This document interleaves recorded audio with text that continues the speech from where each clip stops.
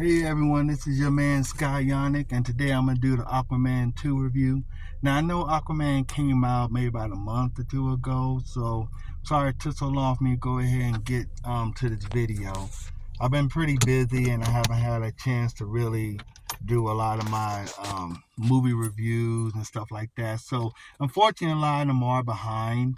Um, Matter of fact, I still have to do I have a bunch of them I have to do to make it short. Okay, I have a bunch of reviews I have to do. Now, excuse the reflection; it's just different items reflecting off my visor. So, yeah, and I'll go ahead and try to make sure that you can hear me when I'm speaking. When I got the visor on, sometimes my voice is muffled, but I do like having my visor on. So, I want to welcome all my people who are part of my channel. I want to welcome all my supporters and subscribers. Like I say, I'm Sky Yannick. And so first off, I want to say I loved the first Aquaman movie. It was amazing. I really loved it. Thought it was great. Now I'm gonna kind of give my age away with some of the comments I'm gonna say right now. And one of those comments being is that when I was younger, I watched a show called Super Friends. Came out in the 70s and they had Aquaman on it.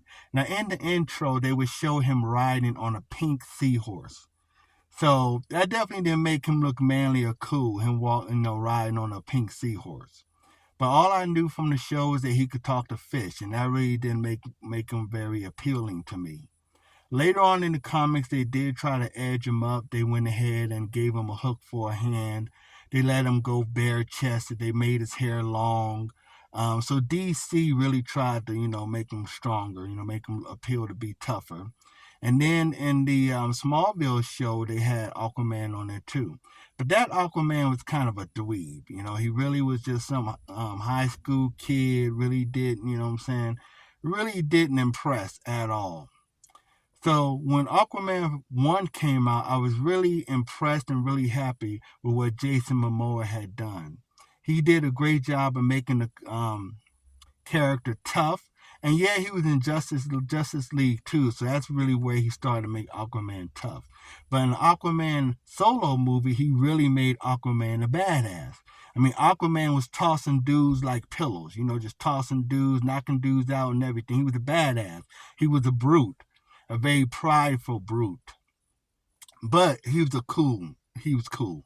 And the movie, I loved Aquaman. It really rocked. I really loved the movie.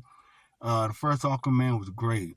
So then when they was talking about the second Aquaman, as you know, the whole controversy with Amber Heard and everything, people thought it was going to be travesty with, having her on the set and everything else. There was even some talks about not having her in the movie. So luckily, I'm glad they did put her in the movie. And for all you people who don't like Amber Heard, don't worry about it. You're not going to see that much of her in the movie. But you will see enough of her in Aquaman 2 for her to be relevant to the story and the plot line, which is great. Okay? They really did a good job of explaining her absence when she wasn't in scenes. They really kind of explained why. And then in the important scenes, she was there. So it worked out great. So this Aquaman is a lot more mature. He's a father now. He's a husband. And I really love the fact that they really expanded that part of him. The bond he has with his child. A lot of times men, we get labeled as non-caring, as not being able to be nurturing and kind and tender with our kids. A lot of times people seem to think that only the women can do that, that only the mothers can do that. And yes, most of the time the mothers are a little bit more nurturing and tender and kind to the kids. But fathers, we can be kind to our kids. We can love our kids too. We can be nurturing. We can show them tough love. We can show them genuine, kindly love too. You just don't see that in a lot of movies, especially in the superhero flick. So I'm glad that they really put that in there and really showed the relationship and closeness that he has with his son. That was really, I love that. When he discovered, I'm going to give this one part away, when he discovered that his son can talk to fish, and he gets so overjoyed, and Jason Momoa really sells it. You really feel like he's a father who is proud of what his baby son's able to do. He really expressed it well. He really emoted it well, and it felt so genuine, so genuine. I mean, Jason Momoa, to me, he's the only Aquaman there should ever be. He is so perfect for that role, just like Chris Evans was perfect for Captain America. Okay, DC did a great job with Aquaman. They also did a great job with Shazam 2, and Marvel did a great job with Ant-Man. I love both of those movies, Ant-Man, Quantumania, and Shazam 2. I love both of those. And I'm going to do a review on those telling you why I love them.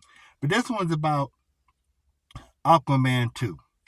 And yeah, I loved his character. You know, the plot was great. There wasn't a lot of plot holes. The villain, Manta Ray, he was better than he was in the first movie. In this movie, he was really demented, really twisted. He was off balance, which made him a better villain because you didn't really know what he was gonna do because he was off balance. It made him more intriguing, and yeah, I mean, he just really nailed that part. You know, Manta Ray was really good in this movie. And I love the hero arcs. Um, you know, in the first movie, Aquaman was pretty much just a brute. In this one, he's a king now. And he has to get over his fear of responsibility. That's something he has to, in addition to beating Manta Ray, he has to also, Black Manta. I think there was Black Manta, Manta Ray. I sometimes get them mixed up. So I might be wrong on the name. It's been a long day, people. I drove for like 6 hours yesterday, so I'm kind of tired. And I had to work. But anyway, I think it's Black Manta. Yeah, I think it's Black Manta or Manta Ray Winter. Anyway, but yeah, he was a better villain in this one than he was in the first one. And even though it's the same guy, he put more energy into the character, more deviousness into the character than he did in the first one. He was a deeper character in this one, more troubled, more, like I say, off balance, and it just made him a better villain. So I loved the villain. I loved, I love what he did with his character.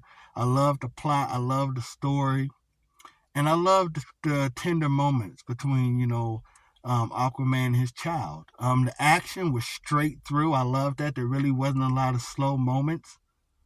I loved the witty banter between him and Orm. There was a lot of humor between him and Orm, and they made the humor and the jokes land right. It wasn't all super corny or nothing like that. The jokes and the humor landed well. So him and Orm just really fed off each other very nicely, and I like that. And he had to get over his pride. He had to ask help from someone that was his enemy. He had to go ahead and put his pride aside. And that's another hero's arc right there. So it was a great movie. And I felt like the only reason why I didn't make the money back financially is because of streaming. And I think that that's going to be the case for a lot of these movies. Some movies didn't make their money back because of streaming and because they were a piece of shit movie, the Marvels. But then other movies like Ant-Man, Quantumania, Shazam 2, I feel were great movies, but they just didn't make their money back. But that's because of streaming. That's because we live in a world where people can just stream instead of spending a fortune at the movie theater, and that's what people are doing. I think what Marvel and a lot of these things are going to have to allow, a lot of these studios going to have to do is either, if you want to make these big budget titles, these $200 million, $250 million titles, $300 million titles, you want to make these huge titles, then you need to make sure you don't stream the movie. Make it a theater-only movie. That's the only chance you have of making that money back. If people suspect that there's even a chance that that movie's going to eventually get streamed, you're not going to make your money. Because people are going to go with the cheaper option. They're just going to stream it. Okay? There's a lot of movies. So when you see it, like I said in my video, when I say take streaming into account when they say movies are flops, like I say, some movies flop because they're piece of shit movies. Like I said, The Marvels, piece of shit movie. But also, it didn't make its money back because people just decided to stream it instead of see it. But then there's other movies, like I said, like Ant-Man Quantumania, Shazam Part 2, that were great movies that didn't make their money back because people decided to stream it instead of go to the theater. Okay. And I think that Aquaman 2 is going to be a victim of that. People are going to see that it flopped, that it didn't make its money back. And unfortunately, they're going to read into that, oh, it must have sucked. But no, Aquaman 2 is amazing. I love it. It's a solid movie. It has everything you want in it. It has action to keep you awake. It has humor to lighten the mood a little bit. There really isn't any plot holes. The characters, especially Orm and Aquaman, feed well off each other. And you really get to see a couple of hero arcs where the hero really grows up. So it's a solid movie. Solid. If I had to rate it, from 1 to 10, I would probably rate it a 9. And I say that because really I can't think of nothing that I disliked about the movie. And the only reason why I'm not giving it a 10 is because I don't want to say any movie's perfect. But I can't really think of anything on the movie that really I disliked. It was a solid movie all the way through. All the way through. The fight scenes were great. The special effects were nice. I mean, it just felt solid. It's kind of hard to explain. It just felt solid. You didn't have to really do a lot of like, whoa, look at that plot hole. Look at that plot hole. You didn't have to do that.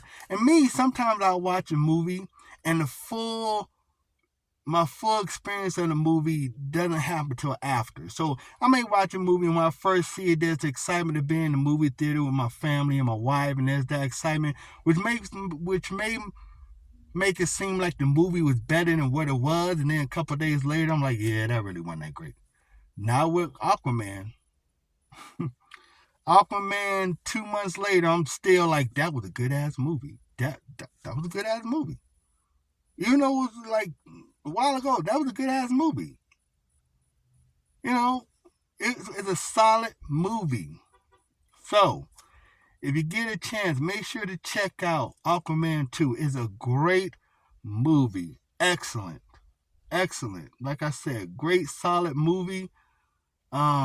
Yeah, just awesome. So, like I said, I give it a 9 out of 10. This is your man, Skyonic, and I hope you guys enjoyed the video. And if you like what you heard, just go ahead and click like and subscribe. And you'll have a good day. This is your man, Skyonic. I'm out. Peace.